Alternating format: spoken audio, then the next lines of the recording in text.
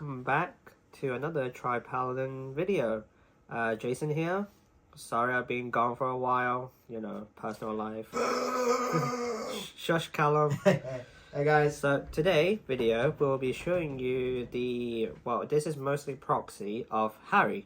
So let's get into it. The ride line, it will be Happy Collector. Basically if you went second, draw a card. And then ride line, it will be Moonlight Melody Tamer Betty. Obviously you get your Harri crest when you ride her. When you ride. Second will be Card Collector Jacqueline.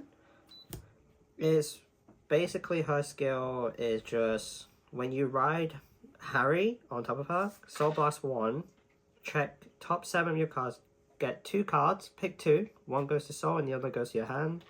And then if you get called out from Soul, gets 5k power. And then the main grade 3, it will be the Harri, it will be from the, I think it's the Zero art? That is the Vanguard Zero art. Yep. And then pretty much Harri's GB2, I think, is it GB2? Yeah, GB2 skill, when you, when this unit attacks, choose one card from your Soul and call it, and it gets 3k power. And then Magia, if you don't know what Magia is, it's basically anything that call out from the Soul, goes back in.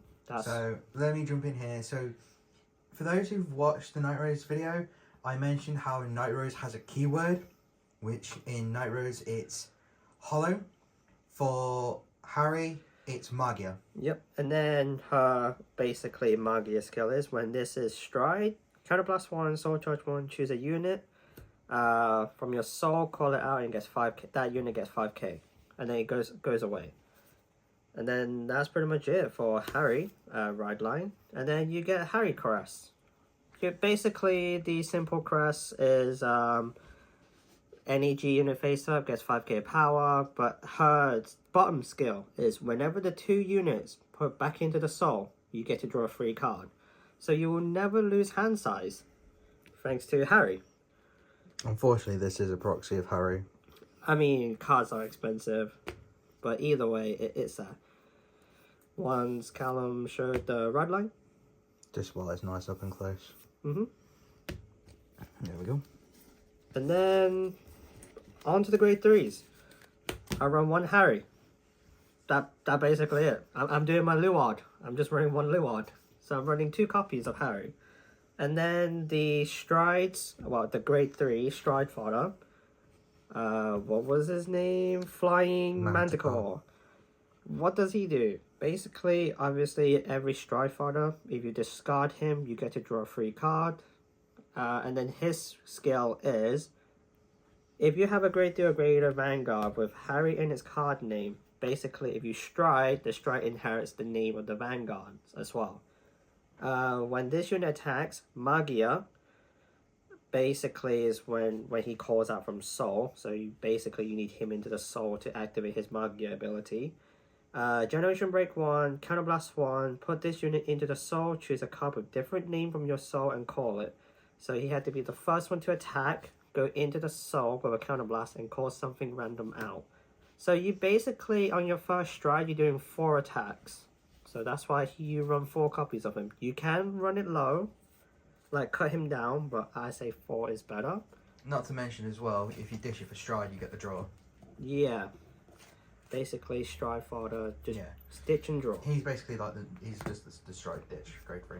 And then the grade 2s now, we run 4 copies of the Darkside Princess. Darkside Princess. What does Darkside Princess does? Well, not GB2, it's literally GB1, yeah, GB1. That's my typo error.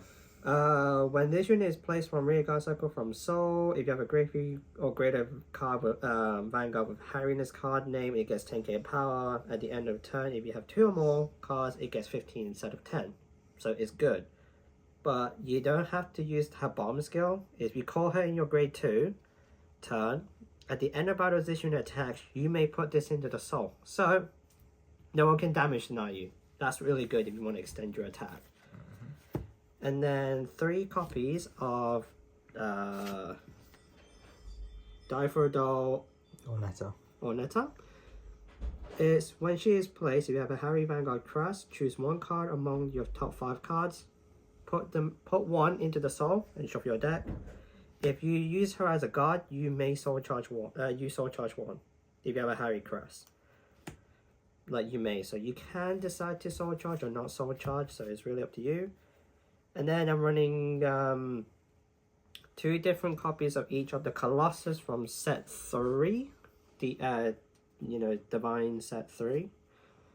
The first one that I'm putting right now is when this unit is placed from soul. If your soul has 10 or more, energy blast 3. Choose one of your opponent's front row rear guard and retire it. which is easily done in Harri. It can be done. And then this one, the other Colossus From set 11. Is when this unit is placed by your Vanguard's ability, counterblast 1, draw a card, and gets 5k power. And then his bomb skill is auto.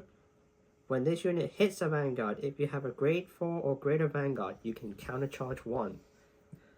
Which So- is good considering Harri has no means of countercharging. Yeah. Unlike Night Rose. Harri does use a lot of counterblast, so you can use this to force your opponent to guard or let them give you a hit and then you get to countercharge. And then, of course, Selfish Engraver. Another means of countercharging. Another means of countercharge when you have 10 or more cards in soul. If your Which with opponent Harri is very easy to do. if your opponent is stopping you from hitting to countercharge, you have her, because at the end of battle you can put her into the soul and countercharge 1. Or if they let you hit, you get to soul charge 1. So it's pretty good. Which is nice if you're on that 9-card soul and they let you hit the soul charge 1 off that, and then you get into soul for the 10.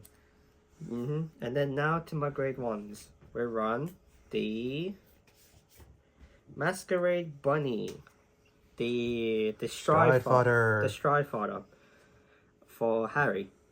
Basically, you can ditch her and becomes a grade 3 to Stride, and then if you ditch her from your hand, you can get to fetch a Harri from your deck or drop.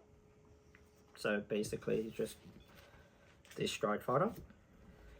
And then we're running QT Paratrooper, 4 copies, because she's actually really good. Because QT Paratrooper is when you call something, if you have a unit on the board, you can put that into the soul and call something out. Then that called unit goes back into the soul until the end of the turn. So you get to extend your combos, if you want to get a specific unit. And then we run 4 copies of Winsome Clown. Basically, if you or your opponent put the cards a certain amount into the soul, it gets 10k power, becomes 18k attacker or 18k booster. And then the last one is the PGs. Hello.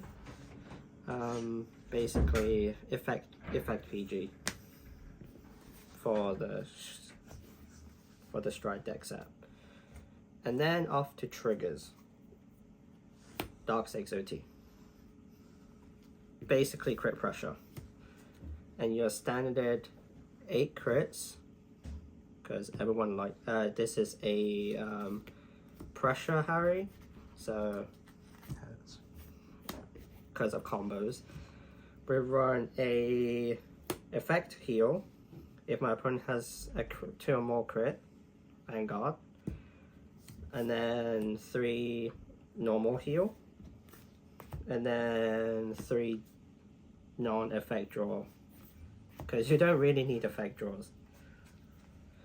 Now, after the strides, we run 4 copies of Lunatech Dragon. What does Lunatech does is simple. Act Magia. Turn a G unit face up. Look at top 5 cards. Put 1 into the soul and choose 1 from your soul and call it. And then end of that turn, that unit from the call from soul goes back in. So it basically instant set you up for the 5k for your G zone. And then the last one is the the Harri Stride. Dragon Masquerade Harry. Thank you. Basically, you have to ditch a Harry to stride into this Harry, and then Magia Auto Vanguard skill Generation Break 2. When this unit attacks a van, you can counterblast and put 2 rear guards into the soul, and choose 2 different card names from your soul and call them, and then you get to choose your opponent. 2 of your opponent rear guard. You can put them into the soul, so you can stop them from intercepting if you want, or take away the key pieces of the unit. So this Harry gives you 6 attack, while Lunatic gives you 5 attack, 4 or 5. 4 attacks, because Callum is in the background counting how many attacks you can do.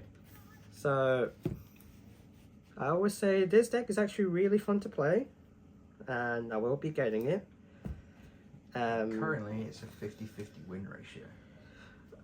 If I don't get PGs in my hand. Yeah, no, but at the minute, we're tied on wins on both decks. Yeah, I think so. Yeah, we are. Because you won by OT. Look, that game, you technically said OT to pass, and then you manifested that OT. It was your own fault. Ah, yeah, that sounds about right. Because you had that black magic of getting the OTs. Hell yeah. So, thank you for watching. Like and subscribe, and hope. Keep an eye out for more videos. There will be some more to come. Yeah, and then I'll see you guys next time if I'm around. Bye. Bye.